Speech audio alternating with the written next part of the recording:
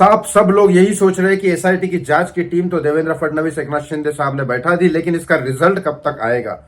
ये सिर्फ क्वेश्चन आपका नहीं, सारे सुशांत सिंह राजपूत के फैंस का है और सारे लोगों का है जो सुशांत को चाहते हैं इंसाफ मिले, दिशा सालियान को इंसाफ मिले। लेकिन दिशा सालियान के केस से ही सुशांत का केस सॉल्व होने वाला है, क्योंकि सीबीआई भी यहाँ अटकी है।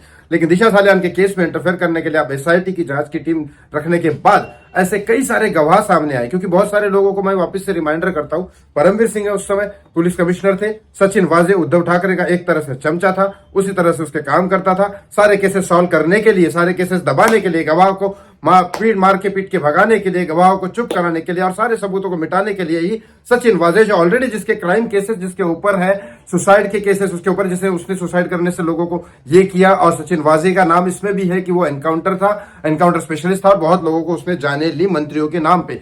इस बारे में सस्पेंडेड ऑफिसर सचिन वाजे को अपॉइंट किया गया 5-6 जून को, और फिर उसके बाद दिशा का हुआ, सुशांत का हुआ, बहुत सारे केसेस हुए, आपको भी पता है। सचिन वाजे को के बारे में परमवीर सिंह ने कहा कि यह आदमी सुनता ही नहीं था हमारी, इससे मेरे नीचे था फिर भी सुनता नहीं था, सिर्फ उद्धव सरकार की सुनता था। ये परमवीर सिंह गवाह बनने के बाद की बात बता रहा हूं, इसीलिए परमवीर सिंह को वापस से पुलिस में लेके आए हैं। अब तो रिटायर हो गया परमवीर सिंह, लेकिन उसके बाद उसको पेंशन भी मिली गई, जिस दम वो बाहर था उसकी आधी सैलरी भी उसको मिली है, सारी चीजें मिली है, क्योंकि परमवीर सिंह गवाह बन गया। यहाँ बोला जाता है कि अनिल देशमुख जो अभी तक जेल के अंदर है, उसको भी बहुत सारी चीजें पता थी। वही बोल रहा था कि सुशांत सिंह राजपूत के केस के बारे में सीबीआई की जरूरत नहीं है। लेकिन अब अनिल देशमुख को यह समझ चुका है कि बीजेपी सरकार आएगी और बीजेपी सरकार से पंगा लेना मतलब वो जेल के बाहर निकलेगा ही नहीं। तो ये सारे लोगों को अंदर डालने का मतलब ये था, क्योंकि ये कट्टर ये थे कि नहीं, हमको तो उद्धव सरकार के सगे संबंधी थे ये लोग। अब एक एक करके ये लोग बाहर निकल रहे हैं। सचिन वाजे गवाह बनेगा,